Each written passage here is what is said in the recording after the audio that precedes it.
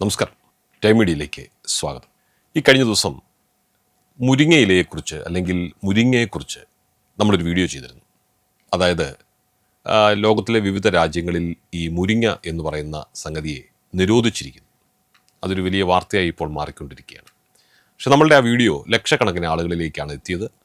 അത് കണ്ട അഭിപ്രായങ്ങൾ പറഞ്ഞ എല്ലാവർക്കും ഞാൻ നന്ദി പറയുകയാണ്. എന്നാൽ ആ വീഡിയോയുടെ താഴെ വന്ന ചില കമൻറ്റുകളാണ് എന്നെ ഈ പുതിയ വീഡിയോ ചെയ്യാൻ പ്രേരിപ്പിച്ചത്. യാതൊരു മാന്യതയുമില്ലാത്ത കമൻറ്റുകൾ ഒന്ന് രണ്ടെണ്ണമൊക്കെ ഞാൻ കണ്ടു. അത് ഞാനെന്തോ തെറ്റ് ചെയ്തു, ഞാനാണ് ഇനി മുരിങ്ങ നിരോധിച്ചതെന്നോ മറ്റോ വിചാരിച്ചിട്ടാണെന്ന് തോന്നുന്നു. ചിലരൊക്കെ എന്തൊക്കെ എഴുതി വെച്ചിട്ടുണ്ട്. പക്ഷേ തീർത്തും ഉത്തരവാദിത്വ ബോധത്തോടെ കമൻറ്റ് ചെയ്ത ആളുകളെ കണ്ടില്ല എന്ന് നടിക്കാൻ എനിക്കാവില്ല.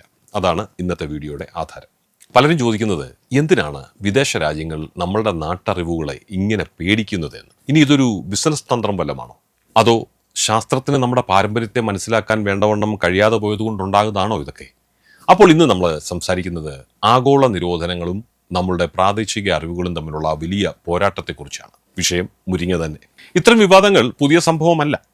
മുരിങ്ങയ്ക്ക് മുമ്പ് വെളിച്ചെണ്ണയുടെ കഥയൊന്ന് ഓർത്തു നോക്കി. നിങ്ങൾ ഓർക്കുന്നില്ലേ, ഒരു കാലത്ത് എന്തൊരു പുകിലായിരുന്നു ഈ വെളിച്ചെണ്ണയുടെ പേരിൽ. വർഷങ്ങളോളം പാശ്ചാത്യ ശാസ്ത്രവും ഹാർവാർഡ് സർവകലാശാലയിലെ പ്രൊഫസർമാരും പറഞ്ഞു വെളിച്ചെണ്ണ ശുദ്ധമായ വിഷമാണത്രേ. പ്യുവർ പോയിസൺ എന്നാണ് അവരതിനെ പറഞ്ഞത്. അത് മനുഷ്യരുടെ ഹൃദയത്തിന് കേടാണത്രേ. പിന്നീട് എന്നിട്ട് അതുവരെ നമ്മൾ പോലും കേട്ടിട്ടില്ലാത്ത തരത്തിലുള്ള പലതരം എണ്ണകൾ നമ്മുടെ അടുക്കളയിലേക്ക് അവർ ഒഴുക്കി വിട്ടു. അവർ പാം ഓയിൽ പോലെയുള്ള മറ്റു ഓയിലുകൾ നമ്മളെ കൊണ്ട് നിർബന്ധപൂർവ്വം കഴിപ്പിച്ചു. എന്നാൽ ഇന്ന് കഥ മാറിയിട്ടുണ്ട്.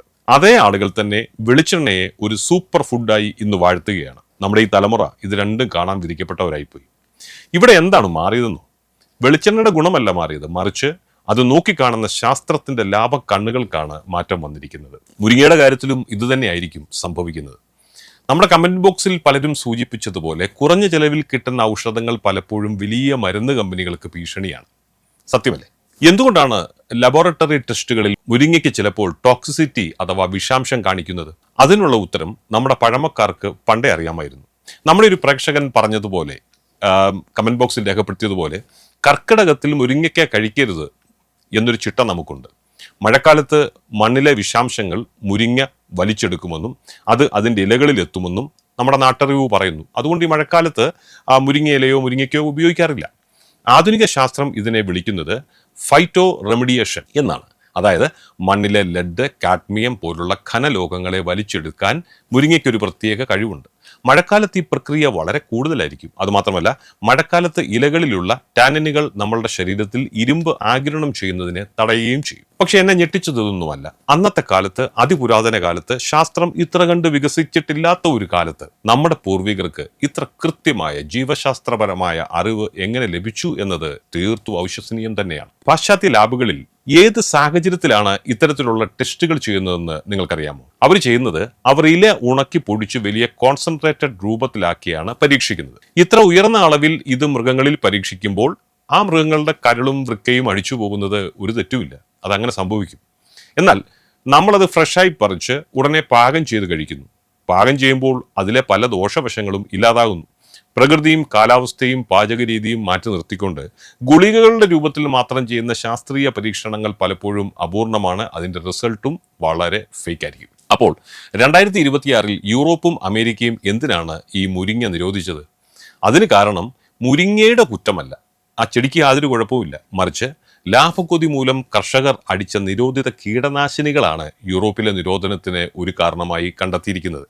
അമേരിക്കയിലാകട്ടെ റൊസാബെല്ല പോലുള്ള കമ്പനികൾ ഇറക്കിയ മുരിങ്ങ ക്യാപ്സൂളുകളിൽ മാരകമായ XDR സാൽമണോല എന്ന ബാക്ടീരിയയെ കണ്ടെത്തി. ഒരു വൃത്തിയുമില്ലാതെ ഇത് പൊടിച്ചു കുപ്പിയിലാക്കി വിറ്റ ബിസിനസ്സുകാരാണ് ഇതിലെ യഥാർത്ഥ വില്ലന്മാർ, അല്ലാതെ നമ്മുടെ പാവം മുരിങ്ങയല്ല. ഇനി ഇതിന്റെ സാമ്പത്തിക വശം നോക്കാം. ലോകം മുഴുവൻ മുരിങ്ങ ഗുളികകൾ കോടിക്കണക്കിന് രൂപയുടെ ബിസിനസ്സായി മാറിക്കഴിഞ്ഞു. 2034 ആകുമ്പോഴേക്ക് ഇതൊരു $24 ബില്യൺ വിപണിയായിട്ട് മാറുമെന്നാണ് കരുതപ്പെടുന്നത്. നമ്മുടെ വീട്ടുമുറ്റത്ത് നിൽക്കുന്ന ഈ മരത്തിനെ ഒരു ഗുളികയാക്കി മാറ്റുമ്പോൾ അതിന് പിന്നിൽ വലിയൊരു ബിസിനസ് ലോബിയുണ്ട്. അപ്പോൾ സ്വാഭാവികമായും പച്ചയിലയും കായും കഴിക്കുന്നത് പ്രോത്സാഹിപ്പിക്കാൻ അവർ തയ്യാറാവില്ല. പലരും കമന്റുകളിൽ പറഞ്ഞതുപോലെ ഇതൊരു ഫാർമ മാഫിയ കളിയാണെന്ന് കരുതുന്നവരെ നമുക്ക് കുറ്റം പറയാനാവില്ല. നമ്മുടെ പരമ്പരാഗത അറിവുകളെ മോഷ്ടിച്ച് പേറ്റന്റ് എടുക്കാൻ വിദേശ കമ്പനികൾ ശ്രമിക്കുന്നുണ്ട്. അത് പണ്ടുതൊട്ടേ ശ്രമിക്കുന്ന ഒരു കാര്യമാണ്. എന്നാൽ ഇന്ത്യയുടെ ട്രഡീഷണൽ നോളജ് ഡിജിറ്റൽ ലൈബ്രറി വഴി നമ്മുടെ ആയുർവേദ അറിവുകളെ മുൻനിർത്തി നമ്മൾ ഇത്തരം കൊള്ളകളെ പലപ്പോഴും പരാജയപ്പെടുത്തിയിട്ടുമുണ്ട്. അതുകൊണ്ട് പ്രിയപ്പെട്ട പ്രേക്ഷകരെ, ആധുനിക ശാസ്ത്രത്തെ നമ്മൾ തള്ളിക്കളയേണ്ടതില്ല. അതിലെ ഭക്ഷ്യസുരക്ഷാ മാനദണ്ഡങ്ങൾ നമ്മൾ പാലിക്കുക തന്നെ വേണം. പക്ഷേ നമ്മുടെ നാട്ടറിവുകളെ പാടെ വിശ്വസിക്കാതിരിക്കുകയും തള്ളിക്കളയുകയും ചെയ്യേണ്ട കാര്യം നമുക്കില്ല. മുരിങ്ങ നൂറ്റാണ്ടുകളായി നമ്മുടെ ഭക്ഷണത്തിന്റെ ഭാഗമാണ്. അത് എങ്ങനെ എപ്പോൾ കഴിക്കണം എന്ന കൃത്യമായ ബോധ്യം നമുക്കുണ്ട്.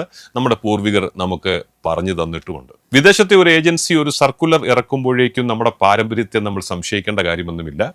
നമ്മുടെ മുൻ തലമുറകൾ പകർന്നു നൽകിയ ആരോഗ്യ രഹസ്യങ്ങളിൽ ഇനിയും ശാസ്ത്രത്തിന് കണ്ടെത്താൻ കഴിയാത്ത ഒരുപാട് സത്യങ്ങളുണ്ട്. നിങ്ങളുടെ വീട്ടിൽ മുരിങ്ങയെക്കുറിച്ച് പഴമക്കാർ പറഞ്ഞു തന്ന എന്തെങ്കിലും ഒരു അറിവ് ഓർമ്മയുണ്ടോ?